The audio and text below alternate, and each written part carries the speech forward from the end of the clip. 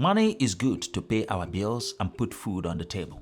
Assurance that our basic needs are met is healthy too. It is a good thing to aspire for. It is actually a necessary means of achieving that goal of providing for our needs.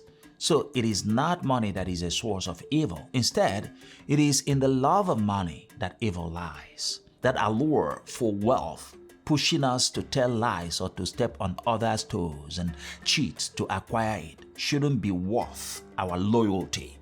That love of ownership that tramples upon the poor, manipulates and exploits, disregarding the dignity of all persons, is the evil.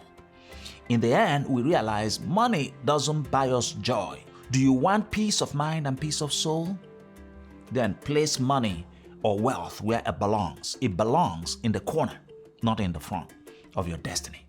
It is a means, not an end. God love you and God bless you.